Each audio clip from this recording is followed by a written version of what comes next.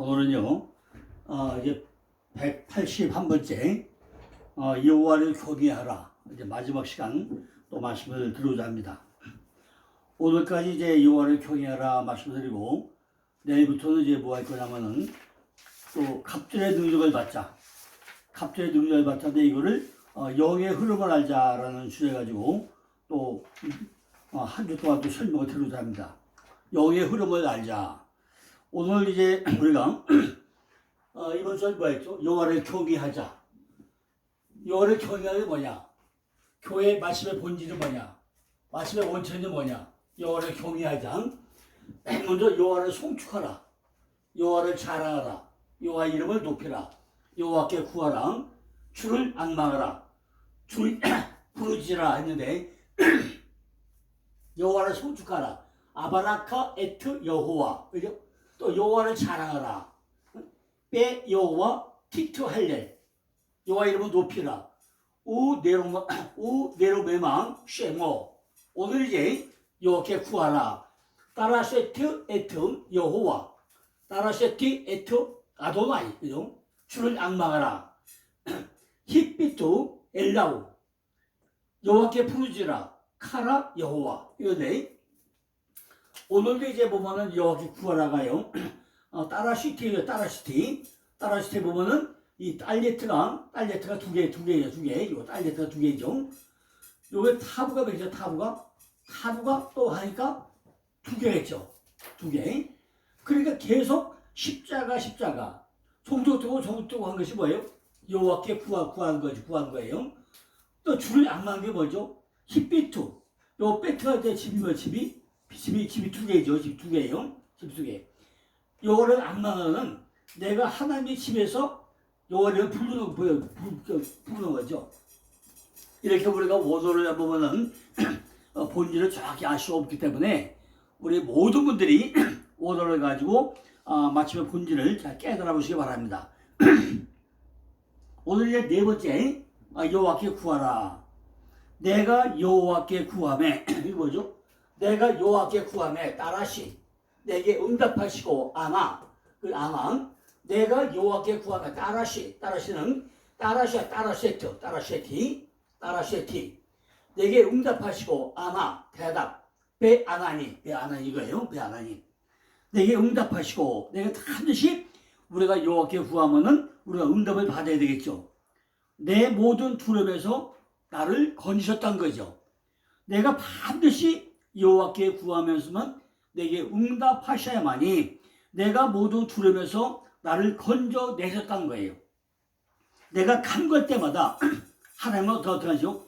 반드시 응답해 주실 것을 믿고 확신을 가지고 기도하는 것이 여호와를 경외하는 거라는 거죠.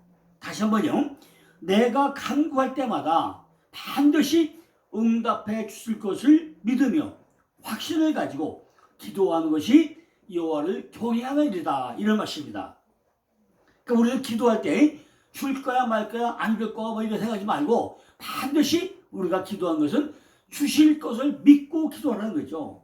확신을 가지고 기도하는 거예요. 이것이 바로 뭐예요? 여호와를 경외하는 네 번째 방법이라는 것입니다. 우리들은 기도할 때 응답해 주고 믿습니다. 말은 잘해. 말은 응답해 믿습니다. 하는데 실제는 아마 안 해줄걸? 해줄까 말까? 이렇게 우리는 반신반의 한다는 거죠. 절대로 그러면 안 된다는 것입니다.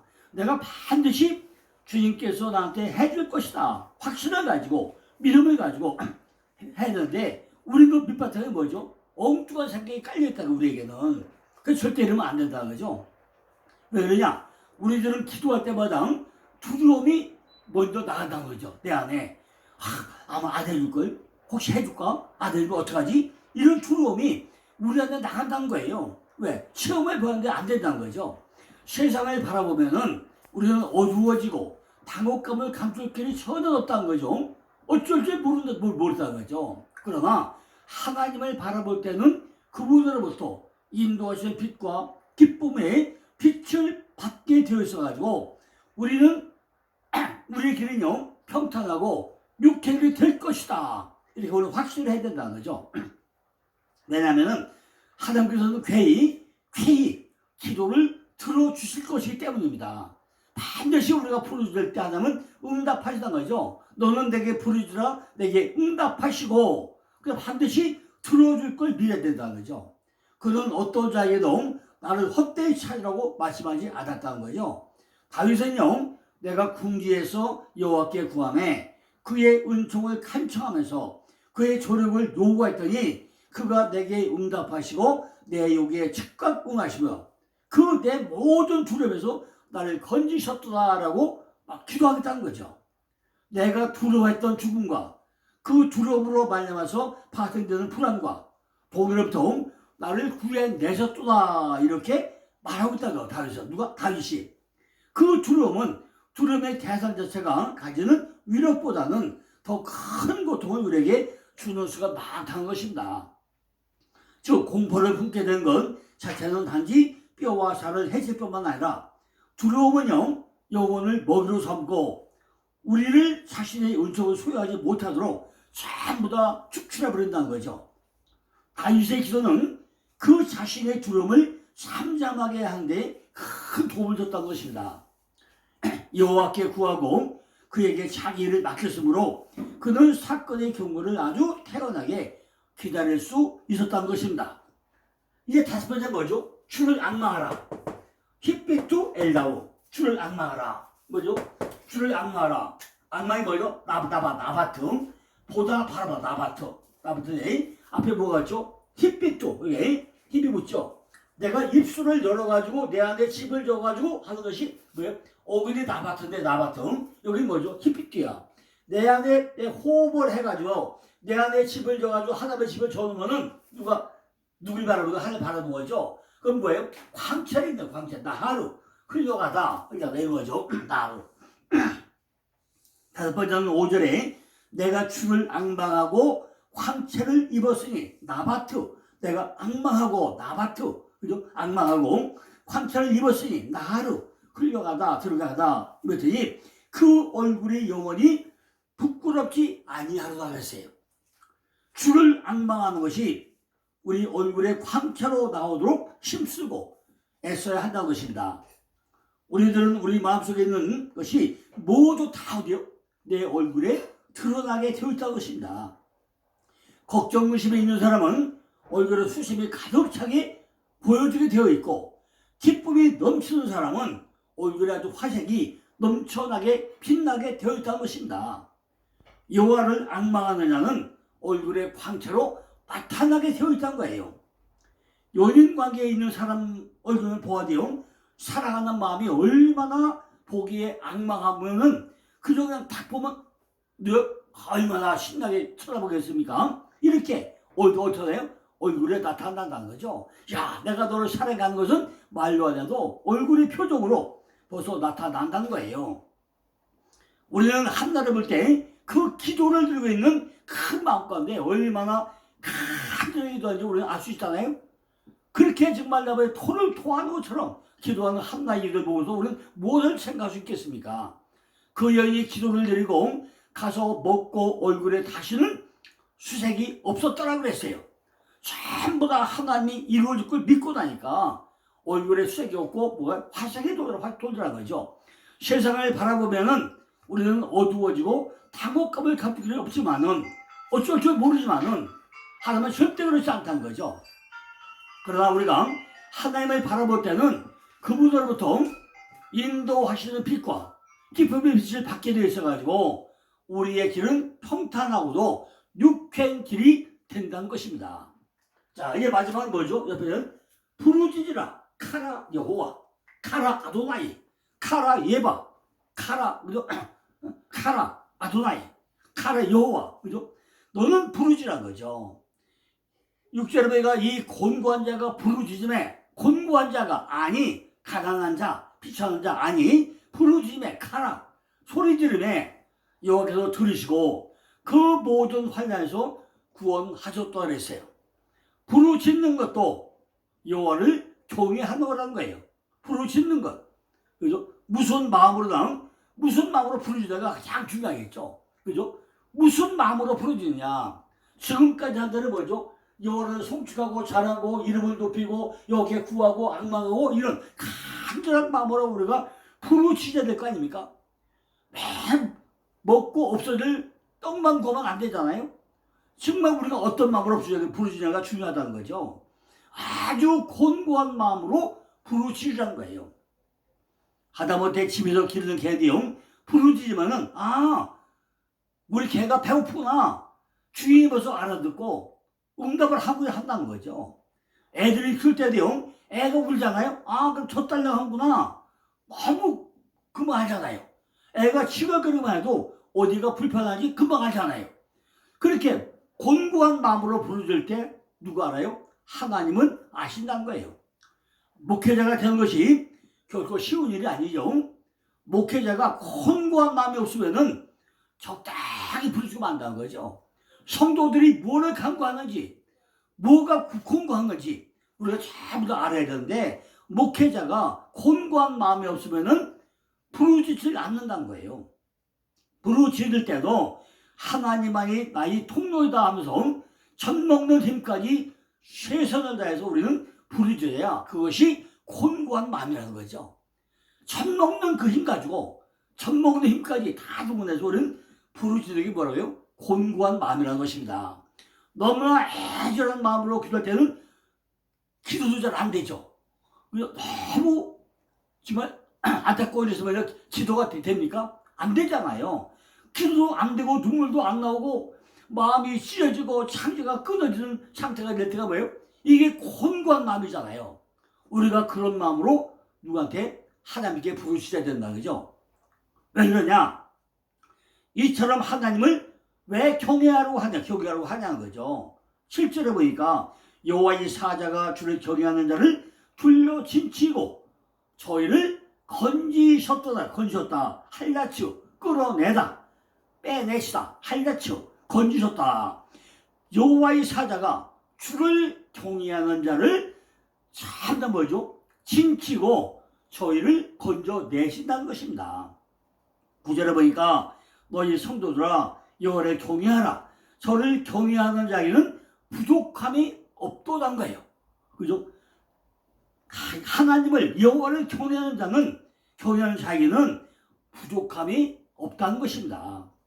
1절과 6절까지 하나님을 경외하는 자에게는 7절에 여호와의 천사가 둘러 진치고 저를 건지신다고 이미 약속하고 있었잖아요. 그런데 6절까지 하나님을 경외하는 방법을 말하고 있고 7절부터는 뭐죠? 천사를 보내서 구원시켜 주겠다고 지금 약속하고 있잖아요.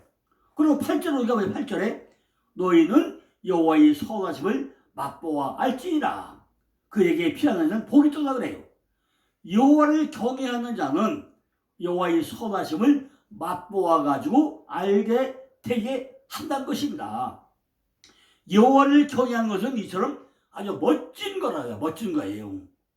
사람이 선악하는 것은 한계가 있다는 거죠. 사람이 선악하는 것은요, 오래 갈 수도 없고 할 수도 없다는 것입니다. 우리들은 이미 맛보았으면은 하나님을 송축하면서 그분을 찬양해야 된다는 거죠.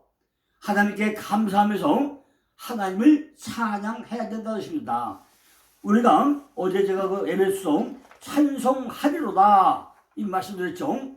성부 하나님이 만세전에 우리를 택정해가지고 구별해가지고 하나님의 자녀가 되었으므로 찬송하리로다. 성자 하나님이 우리를 구속해서 속죄이기 때문에 하나님의 은혜다. 고로 찬송하리로다. 성령 하나님이 우리를 인쳐가지고 보증으로 하나님의 소유를 삼았기 때문에 찬송하리로다 했잖아요. 이렇게 우리는 하나님에게 감사하면서 그분을 찬양해야 한다는 것입니다. 이걸 느끼면서 누리는 것이 바로 복이라는 거죠. 하나님이 왕되심을 보는 사람은 응답해 주시를 믿고 간구하는 사람이 하나님을 경외하는 사람이라는 것입니다. 10절에 보니까 젊은 사자는 궁핍하여 줄일지라도 여호와를 찾는 자는 모든 것에 부족함이 없으리로다 그랬습니다. 이 일이 6가지 방법이고 이것이 바로 진리라는 거예요. 뭐가요? 여호와를 송축하고 여호와를 자랑하고 여호와의 이름을 높이고 여호와께 구하고 주를 앙망하고 여호와께 부르짖는 게 이게 뭐라고요? 이 6가지가 바로 진리라 진리. 이처럼 여호와를 경외하고 찾는 자는 모든 좋은 곳에 부족함이 없다는 것입니다. 어제 말씀드린 잠언 20장 4절 보니까 겸손과 여호와를 경외함은 보응은 재물과 영광과 생명이라고 했죠. 잠언 20장 4절에 뭐라고요? 겸손과 아나와 여호와를 경외해 이름아 하는 보응은 재물과 영광과 생명이라고 설명했습니다. 과연 우리들은 경건한 신앙이 어디에 큰 길을 가기냐 그죠? 신앙의 원칙을 어디에다 초점을 맞추고 있느냐는 거예요. 우리는 하나님의 명령하시는 말씀과 섭리의 처분에 극히 겸손하게 복종할 정도로 하나님의 위엄과 권위를 존중해야 한다는 것입니다. 우리는 하나님이나 사람에게 겸손히 서신할 정도로 우리 자신을 낮추어 가지고 생각을 해야 한다는 거죠. 하나님에 대한 경외가 있는 곳에 바로 뭐가 있어요? 겸손이 있다는 것입니다. 하나님의 경외함으로 이래가지고 얻으시는 것은 무엇인가? 이 세상에는 하나님이 선하시다고 보시는 범위 안에서 우리는 재물과 영광과 위로와 오랜 생명을 얻고 적어도 하나님의 은총으로 얻는 영적 부유와 영광이며 은혜의 언약에 의한 약속과 특권을 얻을 수 있고 마지막에는 영원한 생명을 얻을 수 있다는 것입니다. 잠언 9장 10절에 보니까 여호와를 경외하는 것이 지혜의 근본이요 거룩하신 자를 아는 것이 명철이라고 말씀하고 있습니다. 마음은요 하나님을 경외하는 것을 원칙으로 삼아야 한다는 거죠. 이것은 곧 지혜의 근본이라는 거예요. 처음에는 이 경외가 고통을 주지만은 사랑이 점차오고 고통을 몰아내 줄 거라는 것입니다. 머리는 하나님의 일에 대한 지식으로 가득 채워지지 않으면 안 된다는 거죠. 그죠? 거룩한 것들이, 이 말의 복수형이죠. 거룩한 것들이 바로 명철이라면 거룩한 것들이 뭐예요? 명철이라는 거예요. 이 일들은 하나님을 예배하는 일에 속한 것이고 우리 자신을 거룩하게 구별하는 일에 속해 있다는 것입니다.